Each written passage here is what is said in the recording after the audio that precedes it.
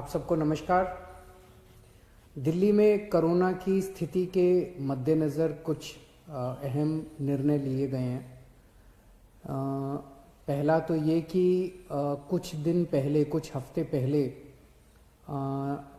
दिल्ली में कोरोना की स्थिति में जब सुधार हुआ था तो दिल्ली सरकार ने केंद्र सरकार के निर्देशों को मद्देनज़र रखते हुए और जो केंद्र सरकार की गाइडलाइंस थी उसके मुताबिक दिल्ली में शादियों में 50 से बढ़ा के 200 तक की संख्या अलाउ की थी कि 200 तक लोगों के शामिल होना अलाउ किया गया था।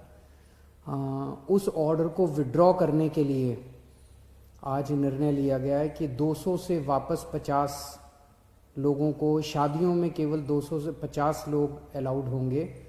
और ये निर्णय मैंने एलजी साहब की अप्रूवल के लिए अभी सुबह सुबह भेजा है। मैं उम्मीद करता हूँ कि उनकी जल्दी अप्रूवल आ जाएगी।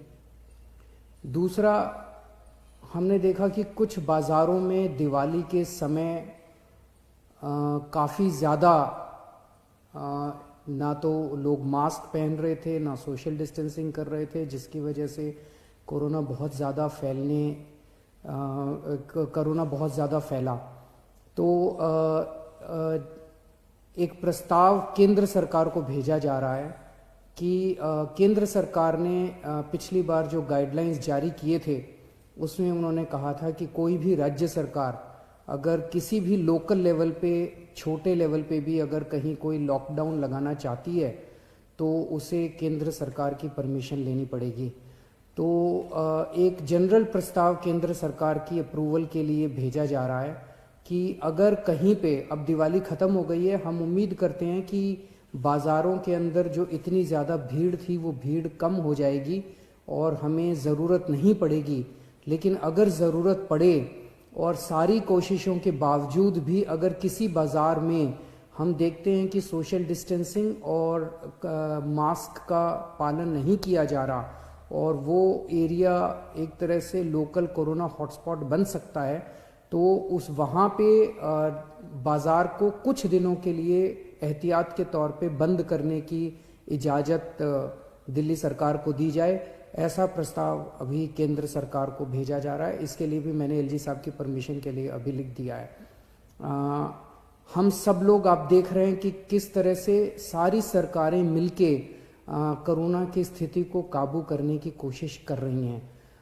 केंद्र सरकार का मैं ख़ास तौर से शुक्रिया अदा करता हूं कि इस कठिन परिस्थिति में केंद्र सरकार ने दिल्ली वालों की मदद की है। और सबसे बड़ी मदद है कि जो उन्होंने 750 आईसीयू बेड्स और जल्द से जल्द बढ़ाने का उन्होंने आश्वासन दिया है।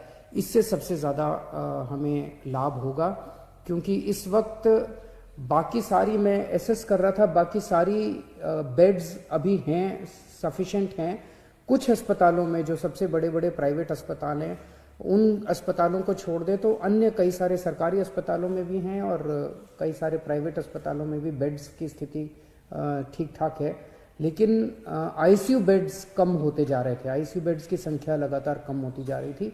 और मैं इसके लिए केंद्र सरकार ने आगे बढ़ के मैंने एक हफ्ते पहले चिट्ठी भी लिखी थी केंद्र सरकार को कि हमें तुरंत आईसीयू बेड्स चाहिए, और केंद्र सरकार ने इसको सकारात्मक तौर पे हमारे को वो किया। इसके लिए मैं पर्टिकुलरली शुक्रिया अदा करता हूँ। इस वक्त सारी सरकारें, केंद्र सरकार, दिल्ली सरकार, सारी एजेंसीज, डीआरडीओ, आईसीएमआर, सब एम्स वगैरह, सब लोग मिलके पूरी कोशिश कर रहे हैं, डबल एफर्ट्स कर रहे हैं अपने कोरोना की स्थिति को काबू पाने के लिए। लेकिन ये तब तक नहीं ठीक हो सकती जब तक हम सब लोग, जब तक एहतियात नहीं बरतेंगे। मेरी आपसे हाथ जोड़ के विनती है कि आप ये कोई किसी और के लिए नहीं मांग रहे, आप ही के लिए, आप ही के स्वास्थ्य के लिए, आपकी ज़िंदगी के लिए, आपके परिवार के लिए आपसे अपील कर रहे हैं कि मास्क ज़रूर ज़रूर ज़रूर पहनिए, सोशल डिस्टेंसिंग का पालन ज़रूर ज़रूर कीजिए। कई लोगों को लगता है मुझे तो नहीं होगा, पड़ोसी को हुआ मुझे नहीं होगा। ये किसी को नहीं देखता कोरोना, ना गरीब को देखता, ना अमीर को देखता, ना इसको देखता, ना उसको देखता। किसी को भी कभी भी हो सकता है, और अगर बिगड़ जाए तो खतरनाक हो सकता है। तो फिर से मैं हाथ जोड़ के सबसे अपील करता हूं कि आप please please please social distancing की का पालन कीजिए और मास्क ज़रूर से पहनिए। नमस्कार।